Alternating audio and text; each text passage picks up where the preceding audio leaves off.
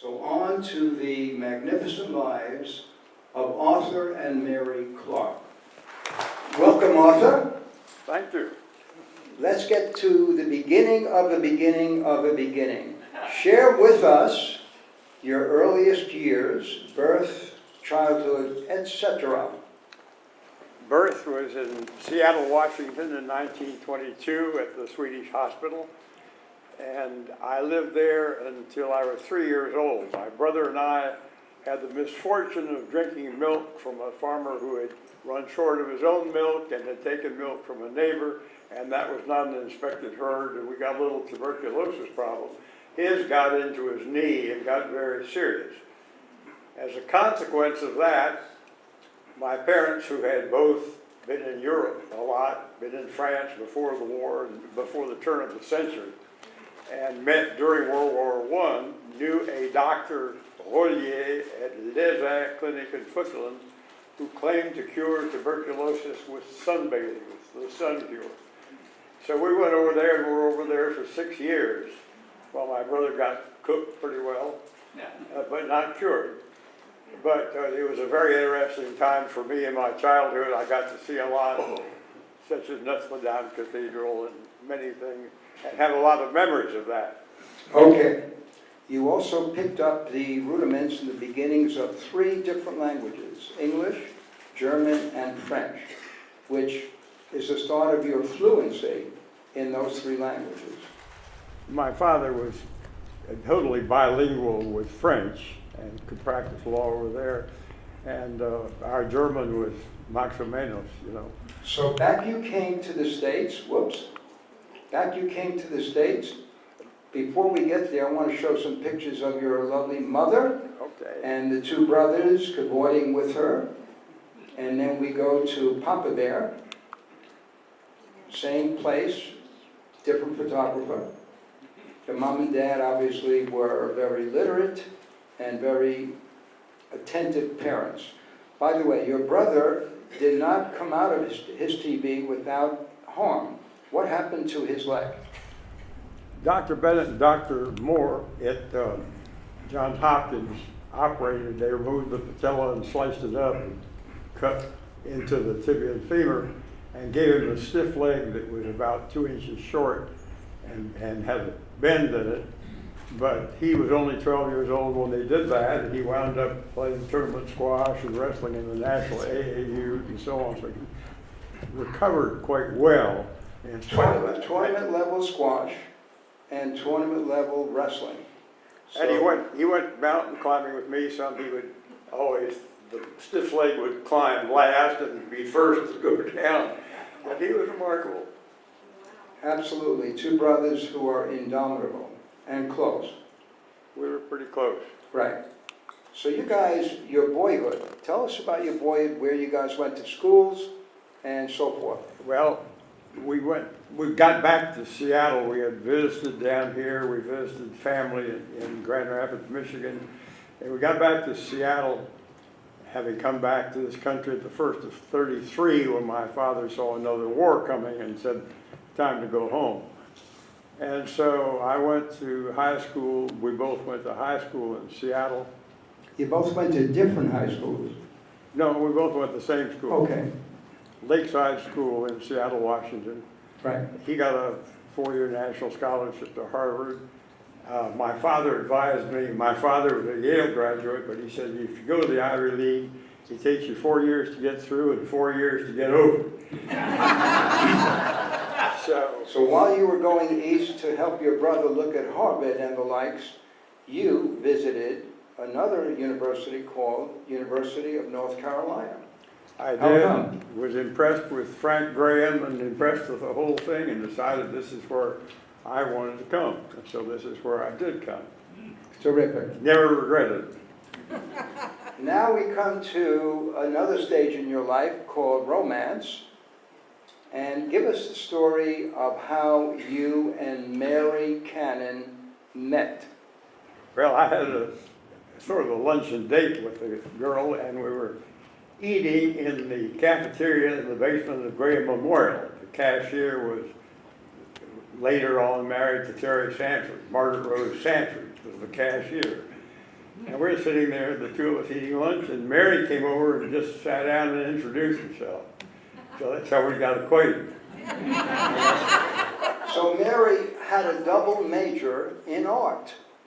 Come on, come on. Thanks, Natalie.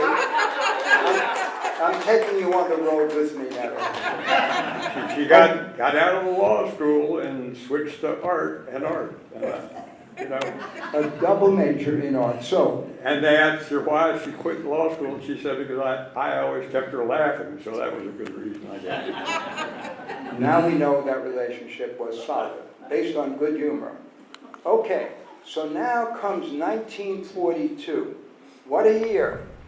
1942, when some of us who were here shared a class, and we all finished. And when the chancellor, who came in a few years ago, talked to the student body on University Day, he said, I hope all of you will have an opportunity, they had classes in Barcelona, hope all of you will have an opportunity for a meaningful overseas experience. And I went up to him afterwards and said, all of us who graduated had that opportunity in 1942. So what a year it was. And by the way, Arthur was referring to two of his college classmates in the class of 42 who are here with us. One, Joe Warren Mengel. Joe, raise your hand. And Joe lives in Carolina Meadows. And if you had the chance to read my book, you know that Joe Warren Mengel was one of the best trackmen in UNC history. And his good buddy, our good buddy, Bobby Selwyn Gersten. We'll hear from them later. But 42 was what a year. You graduated, one. I graduated and I enlisted in the military and I got married and then I had my 20th birthday. Is that a year? Can you top 1942? And the answer is yes. Because why is 43 just as memorable a year for you as 42? And what? Just as memorable. Yes, it was. Why? Why? Well, 43, Yes. for a lot of reasons. Number one, we had our first little boy in 43. That's it, kiddo. Arthur Arthur Jr. Jr.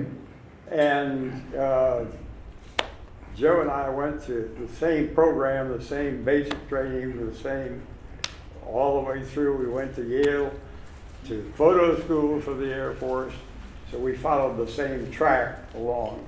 But practically everybody really that graduated in 42, if he wasn't disabled some way physically with 4S, wanted to go in service and did go in service. There weren't many had to be drafted, we all enlisted. So to clear it up, Arthur went to Yale and did aerial photography, came out of it commissioned from Buck Private a year before to a second lieutenant on graduating from the Yale School of Aerial Photography. In 43. In 43. And then you also went to intelligence school. Yeah, I went to the first Army Air Forces intelligence school, and I had military occupational specialties in photographic photo intelligence and in combat intelligence. Thank you. Great. That was in the end of 43 and the start of 44. Here is one of the first pictures of what 2 makes 3. Here is Lieutenant Arthur Clark, his wife Mary Cannon Clark, and their young son Arthur Clark Jr. And they generally stayed with you wherever you were stationed. They stayed with me at Yale, where Glenn Miller was our band leader when we were marching. And then they went to Oklahoma City with me to the Will Rogers Field and went with me to intelligence school. Went back down to Oklahoma City, thought I'd be there for a month, but she had an exciting time while she was there. She was coming home on the bus, she had all of our money, and she forgot her pocketbook and left it on the Oklahoma City bus. She got to the house and she was distraught and up in arms, and she took off. I couldn't hold her back. She went back to the bus stop and sat down and waited. The bus came back around. The bus driver came, opened the door and said, I think you left your pocketbook on the bus. That's a blessed engagement, absolutely. Yeah, it's Very good. really. So now let's go to the point where you were waiting for your orders, and you thought you were going where? Well, I was hoping I was going where my parents wanted me to go, which was to Europe to fight the Germans, which they had both been involved in doing.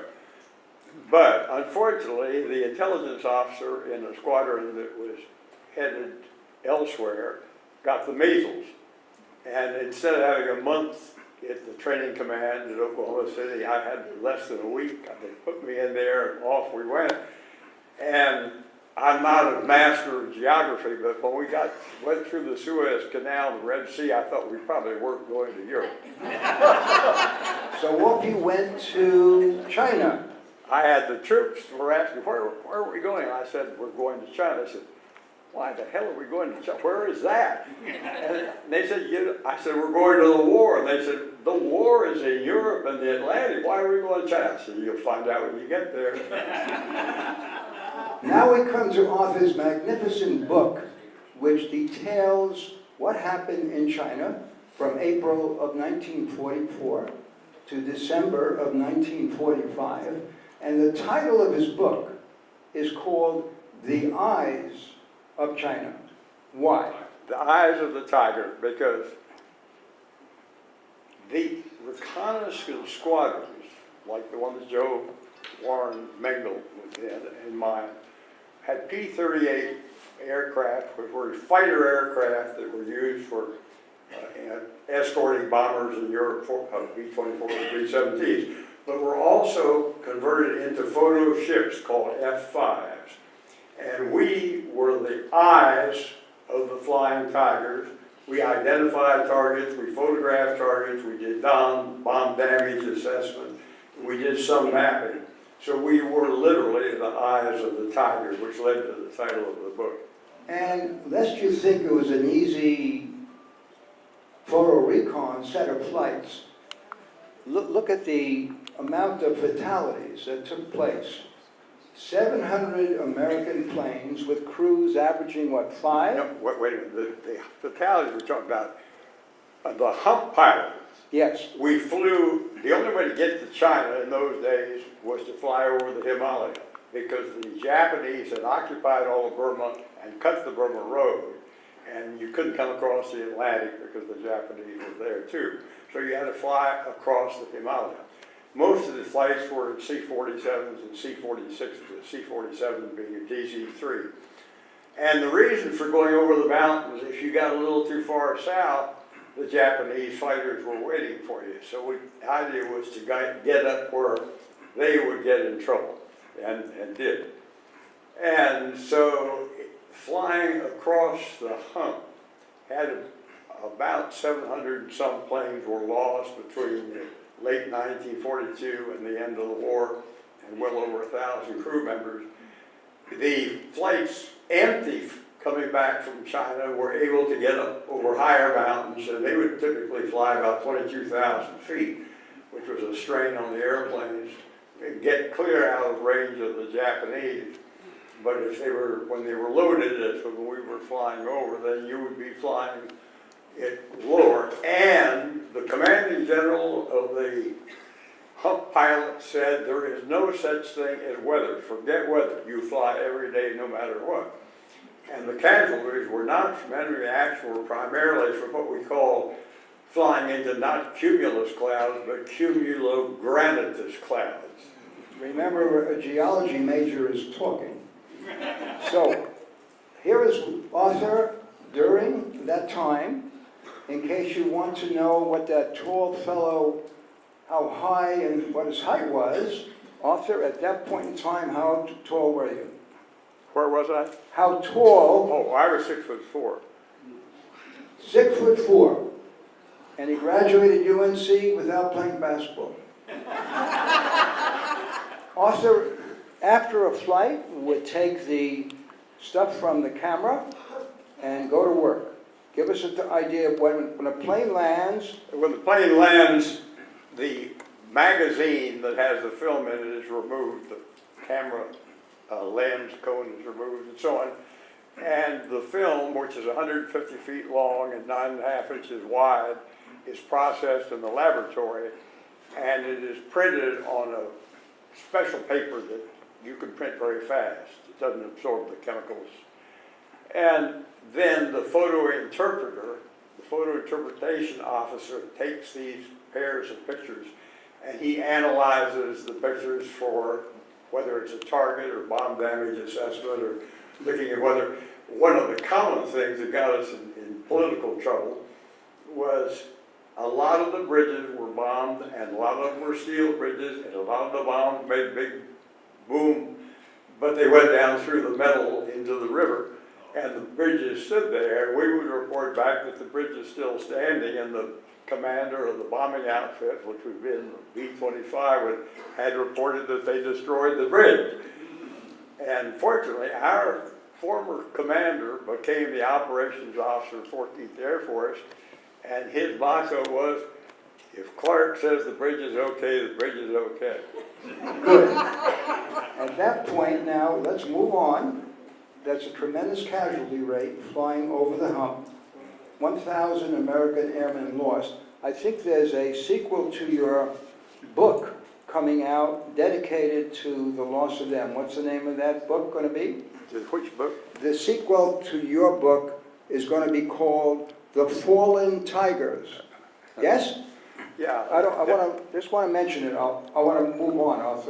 We have a lot. I actually have a volume that was prepared by the widow of a fallen tiger that spent 40 years gathering all the data, and it's a big volume that's spiral bound, and it's very rare, and it's amazing. The second one of the airplanes that went down, I found the wreckage in January of 1945 from the air, and it was reached in October of 2011. Many trips taken back to the Himalayas in search of the remains of these fallen tigers. Really very appealing. It's a tremendous, heroic human interest story.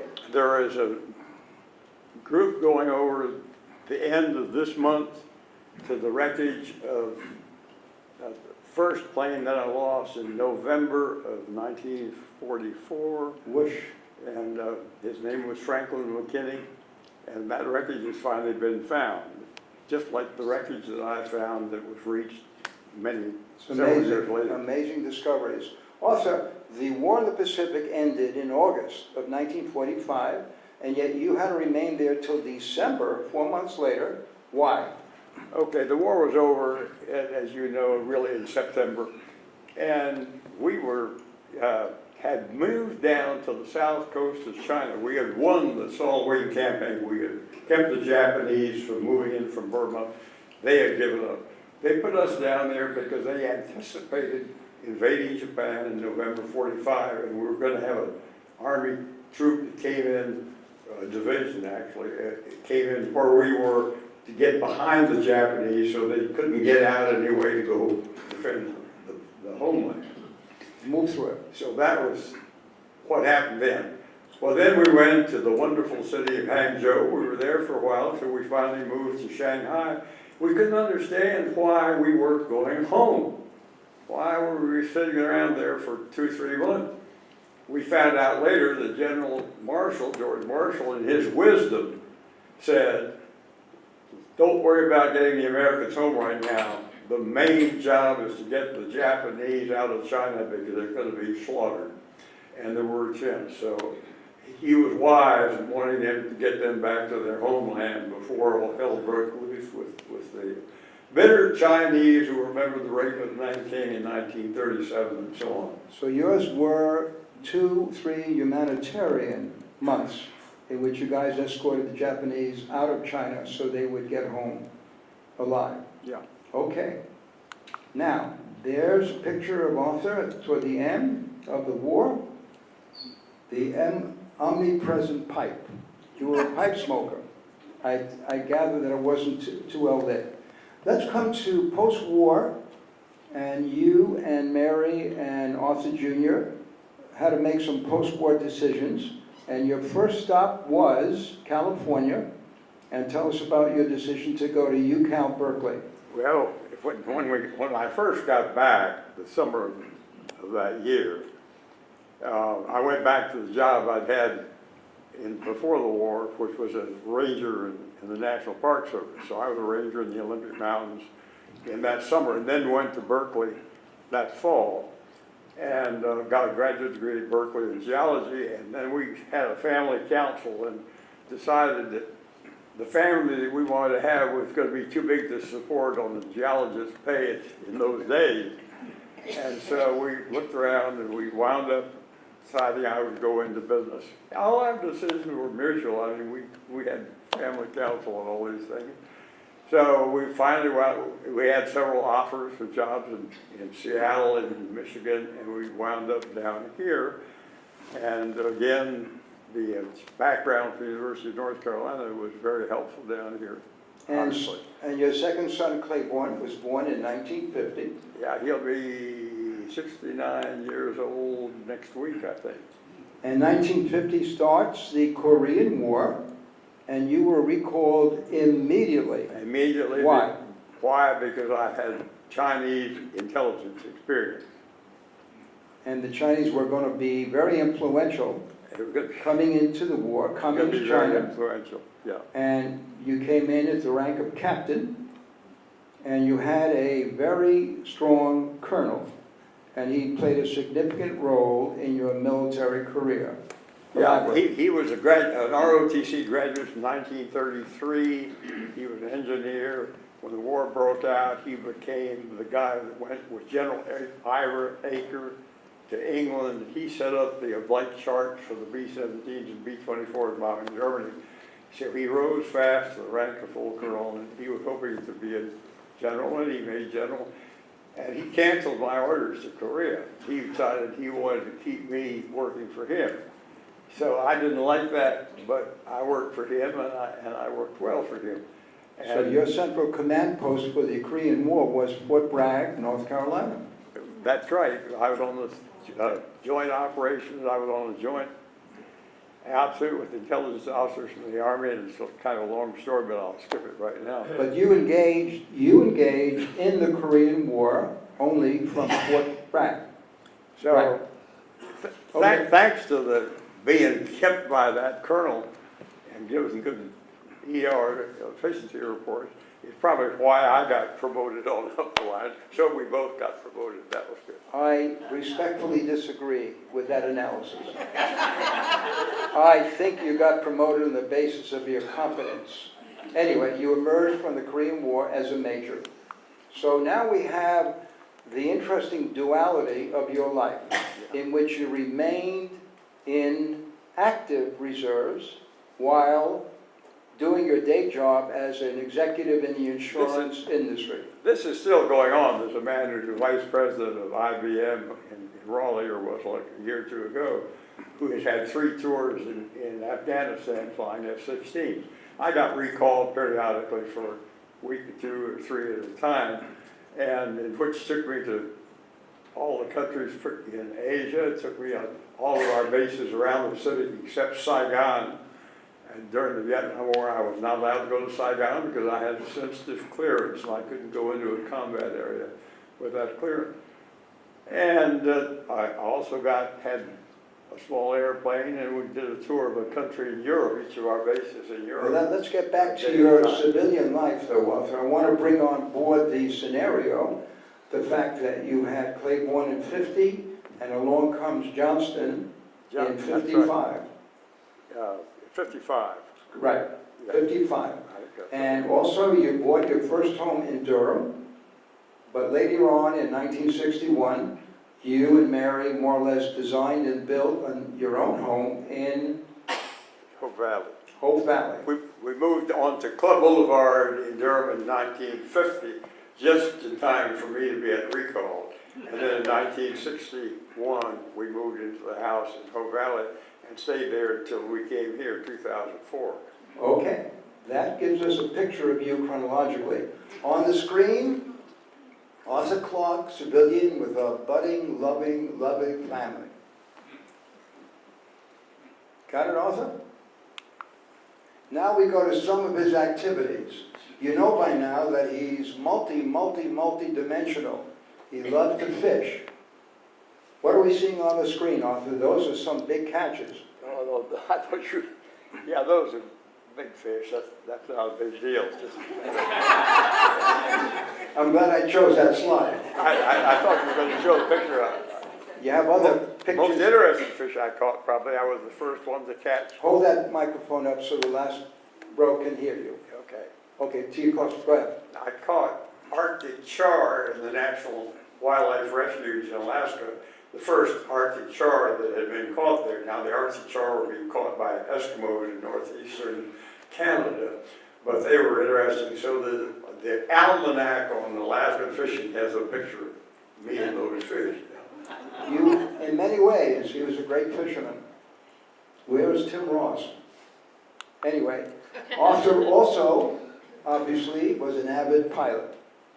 We'll talk about that in a little while as well. We'll get back to that. Some of his many activities. Other activities. Arthur and Mary sang in the choir at the First Presbyterian Church in Durham. How did she rope you into that, Arthur?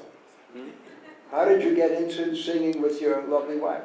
Well, fine. She was a better singer than I was, but Well, that's taken for it granted. was great. We enjoyed singing together. And then he was an award-winning marksman. He certainly frequented the range a great deal. And an avid tennis player, Bobby. And he loved gardening, he loved growing vegetables and produce, and one year, Durham gave him the award as Farmer of the Year. Dwayne Bartholomew, are you in the audience? Anyway, Arthur, you had a variety of interests. I want to help round out the profile of you as a multi-dimensional one. Well, those years from 88 to 2008, those 20 years after I retired from the company, those were the years when I hit all of the places that I had missed before and wanted to get to. Okay, we'll get to that.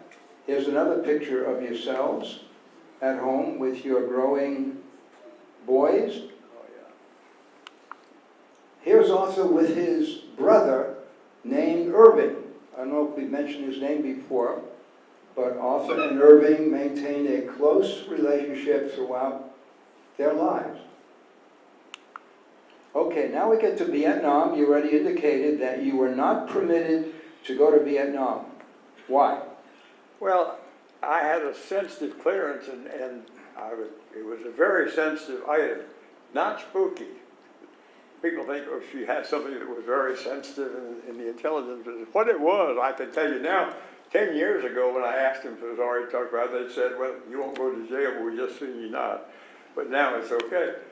I knew what the resolving power of our lens system was on our overhead photographs, which by that time were not on film that was dropped and picked up over the Pacific, but was downlinked digitally. And we could photograph something that the Russians, the Soviets, did not know we could do. The Soviets didn't know you could photograph this table. It had to be pretty big. So they left stuff uncovered that we just gobbled up, which was wonderful.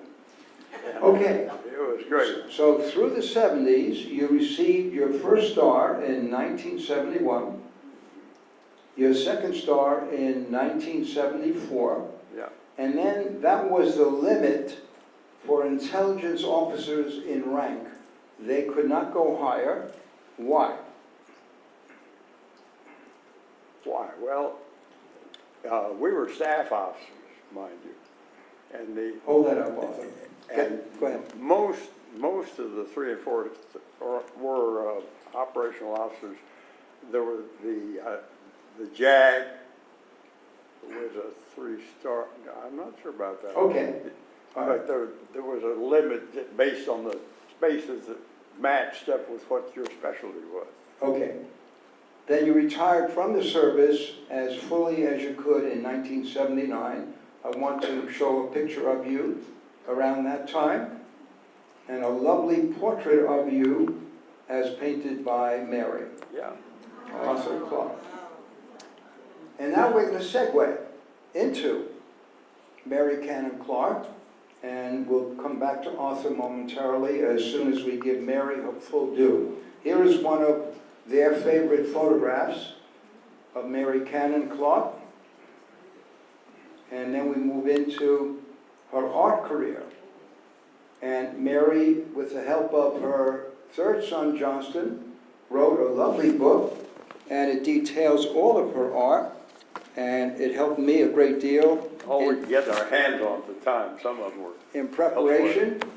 So we'll put that on the screen. It was a great book.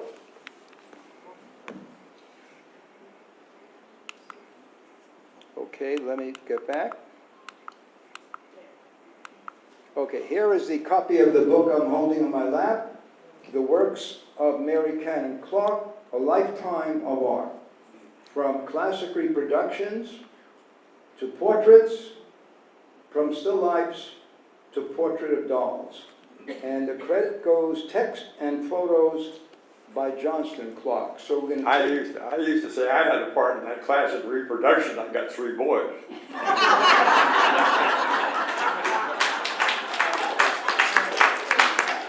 Arthur gets the best jokes.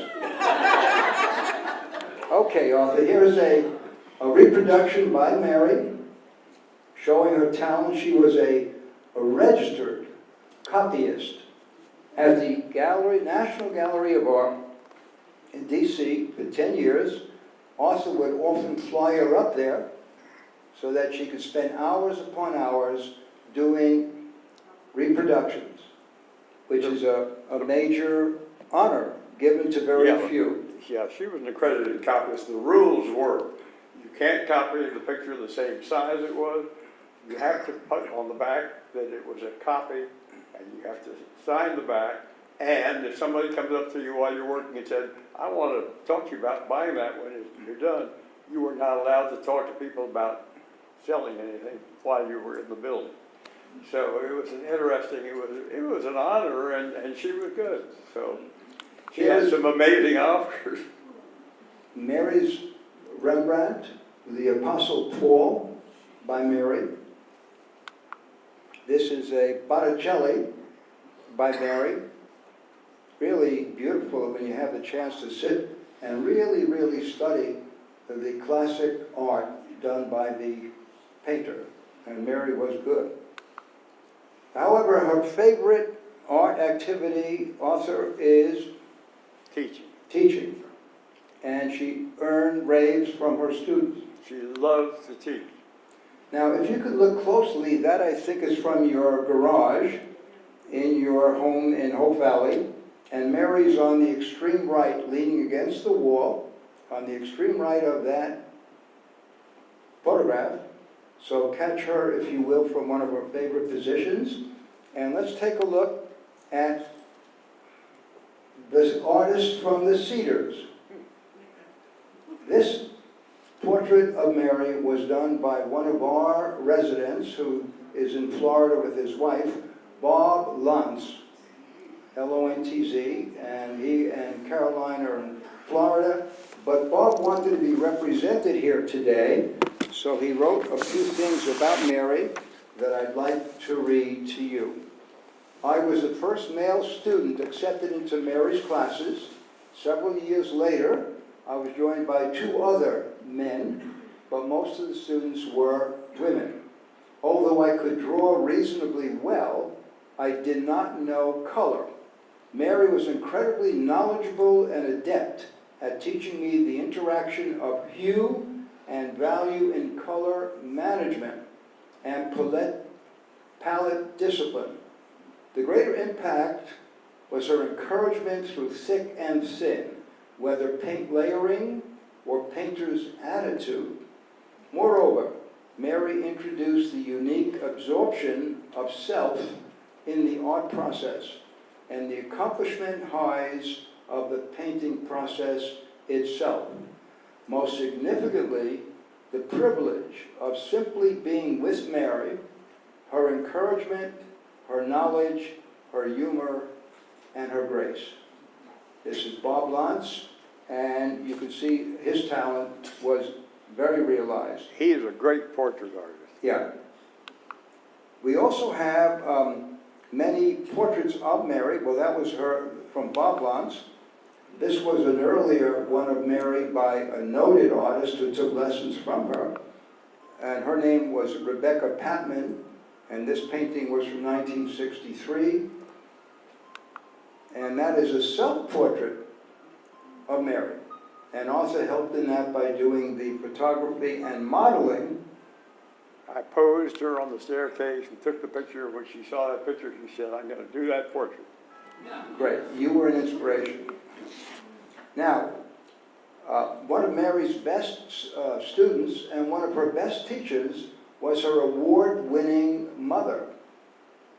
Connie Johnston Cannon was the most talented artist. Take a look at her still life. Really, that's a magnificent painting, and there are several others of her paintings in Mary's book.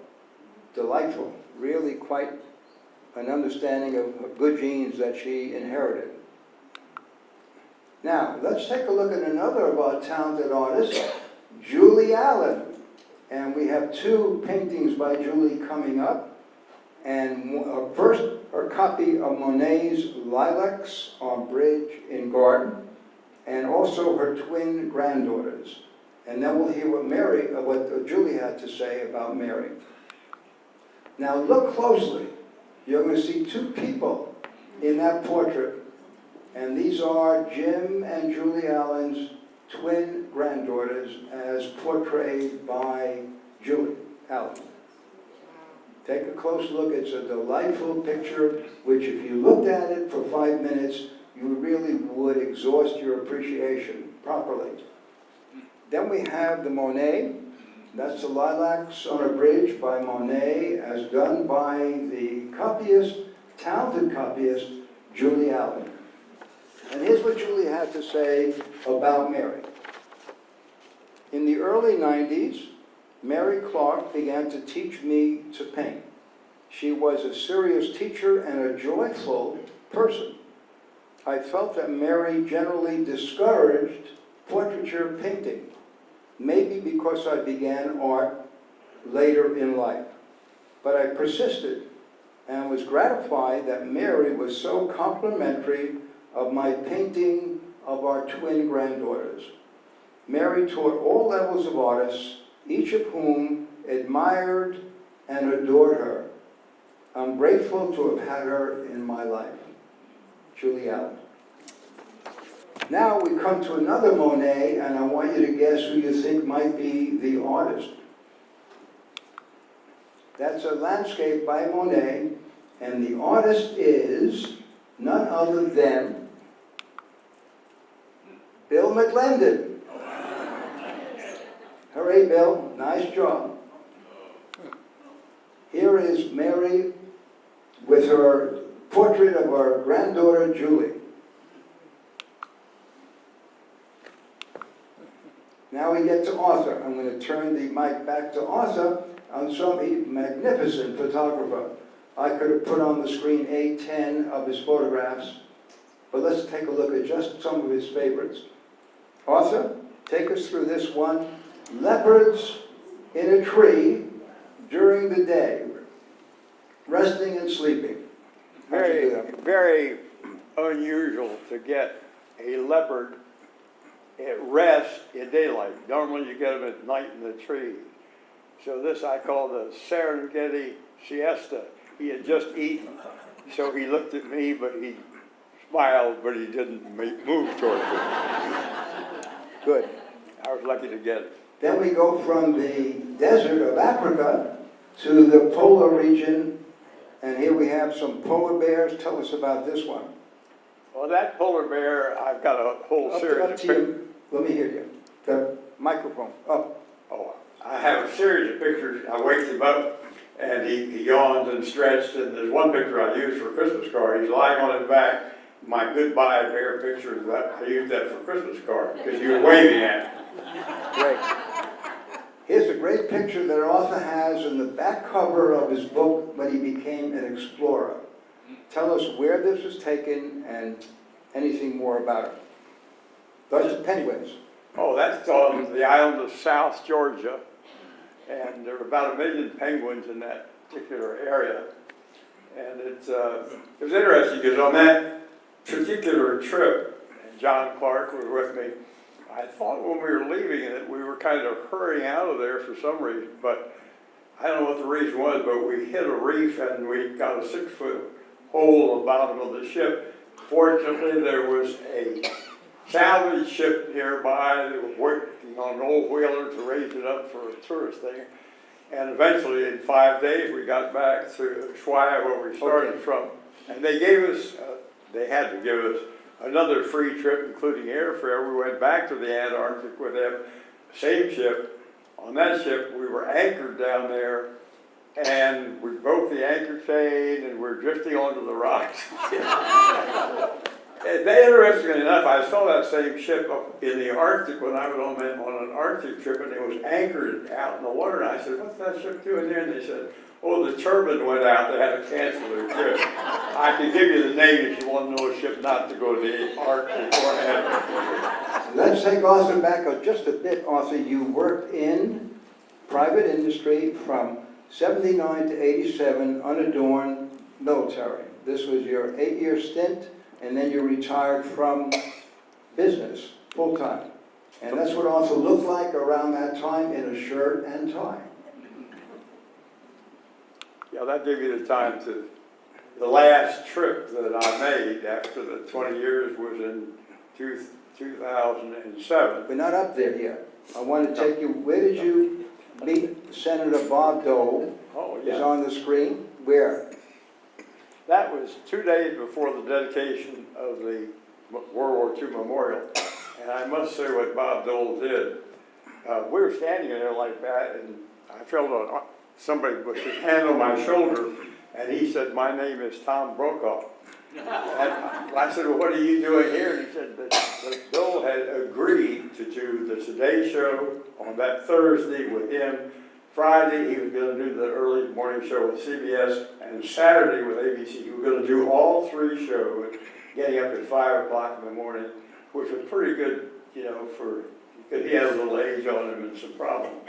But he was just walking down the hill when I didn't know, and I was sitting with a guy who was a historian from Smithsonian, and he said, "Look who's coming," and I didn't know who it was till he got, closer than I am to the front row here, so I could see him.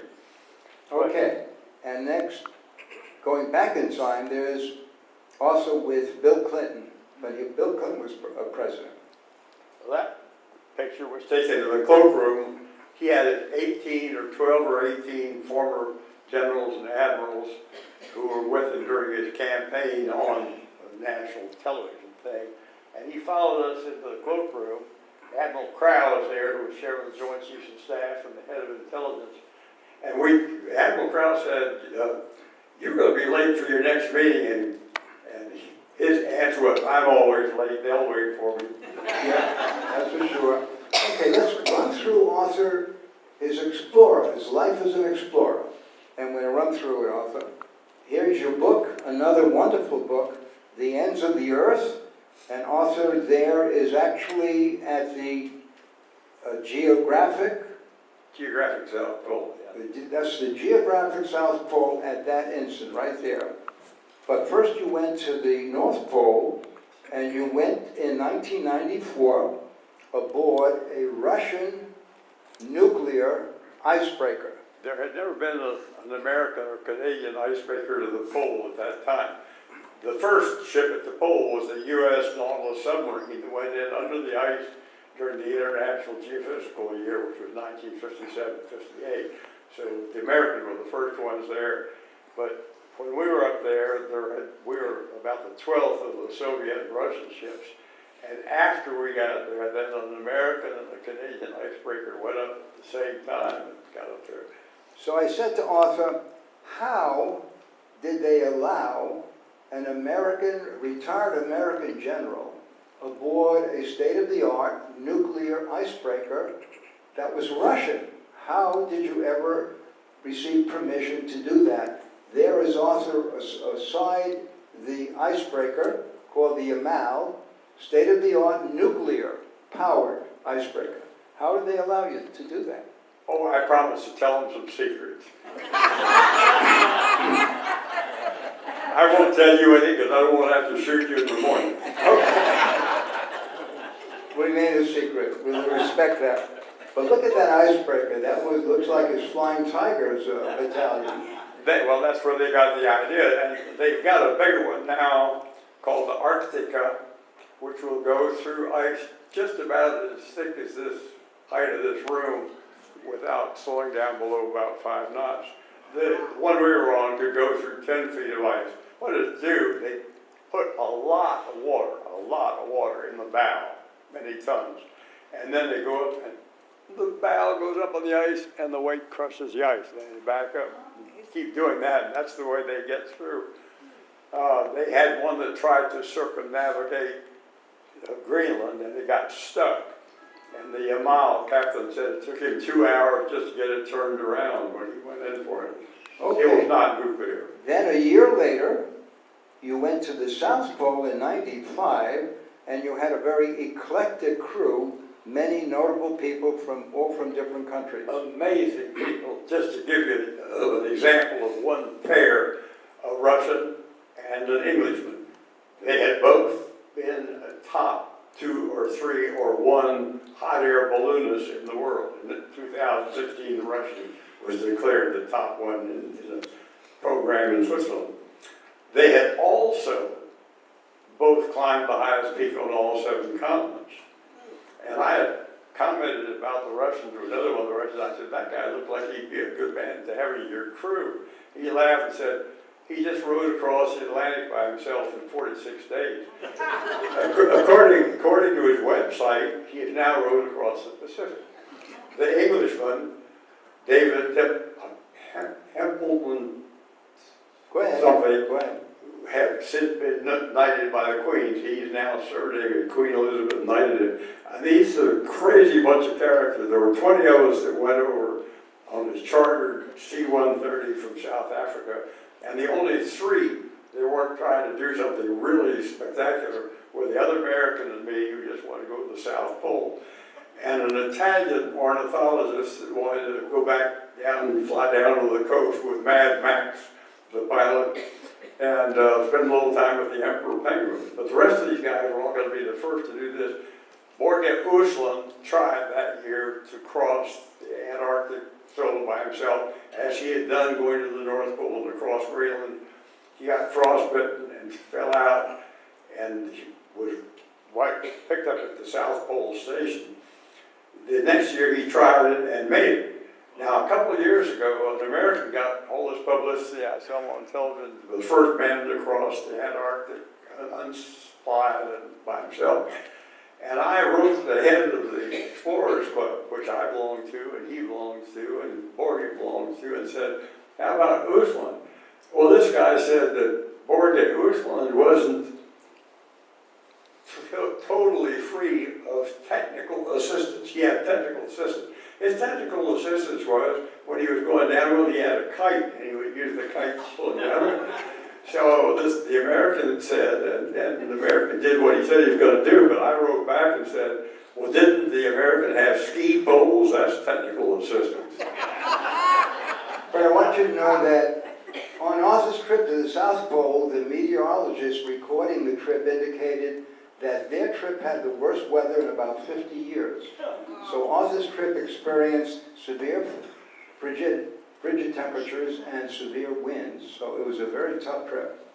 But he liked it that way. I had been through Arctic training in the military and had experienced down to 63 below without a bivouac one night. So I was prepared for it. And you had to have all your clothes checked and all this stuff before they would let you camp out on the ice down there. But it was really a lot of fun. Several other of Arthur's activities as we near the end. He was appointed by Governor Hunt in 1991 to be the chairman of the board of the North Carolina Zoological Commission. And he worked with the executive director of the zoo in helping during his 8-year stint to make it one of the best zoos in the United States. So It wasn't a board, I was just appointed as chairman of the commission. for a one-year term, but he just left me on there. I guess nobody else wanted to. He left me on there till I had to quit driving. But David Jones, who was head of our zoo, had been for 25 years head of the London Zoo. And our zoo is one of the top 15 zoos in the world. Well, when we hired David Jones and people said, how did you pay him $150,000? That's what's the chancellor of the university gets in Chapel Hill. And I said, well, Jesse Helm said there's a zoo in Chapel Hill. We just had a max of pay. Then the last thing I wanted to share with you was the fact that Arthur earned his, Michael, this is yours, commercial pilot's license. So, and when he had that license, he had pilots coming over to him because he was an expert in instrument flying, and they wanted to take lessons from Arthur in order to qualify for their own instrument license level. Yeah, I worked as instrument flight instructor at Raleigh-Durham on the weekend. I did some charter work, but the main thing I was interested in, that was the most fun, was teaching people how to fly instruments. And I didn't charge anything except you got to give me the keys to your airplane, and for every hour I teach you, I get an hour use your airplane. And that worked out very well. It's called barter, barter, barter. Okay, now I made the nice question to Arthur. What do you think are your greatest legacies? I think that's pretty easy. I think Mary and I have a shared legacy in 3 wonderful sons. Okay, let me show them Mary's portraits. This is Arthur Jr., living in Canada. This is Claiborne Clark, living locally. This is Johnston Clark, living in North Carolina. No, Roswell, outside of Atlanta. Oh, I'm sorry, he's living in Roswell, Georgia. Gotcha. Now, give us an idea of what you said, you and Mary said to them that enabled you to say immediately to me, these are our greatest legacy. Well, Arthur likes to say that I told him, my instructions to you are, when you go, I want you to have left the world a little better place than you found it. That's your charge. And Mary said, yes, and in the process, make a game out of it. Make a game out of the good things you do. and you as a former military man also had a message representative of your philosophy and your life, and it was? Well, Microphone up, young man. Don't know what's on the screen, but I believe in killing. Arthur, we need your microphone up. I believe we're only justified in killing people if we're being attacked or invaded, or if Canada is only in effect in self-defense or in keeping the world from getting worse, not making it better. I don't see any excuse for going out to acquire somebody else's real estate. And we haven't done that, fortunately, in recent years. We turned the Philippines loose and so on.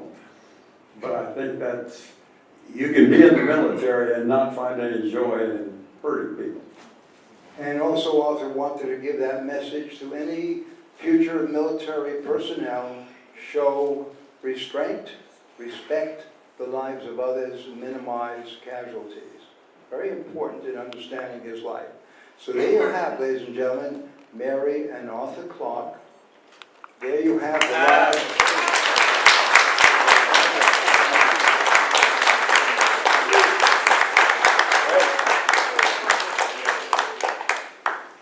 And I also want to give credit to all of the people whose names are on the screen who played an important role in producing this program. Well, Arthur likes to say that I told him, my instructions to you are, when you go, I want you to have left the world a little better place than you found it. That's your charge. And Mary said, yes, and in the in the process, make a game out of it.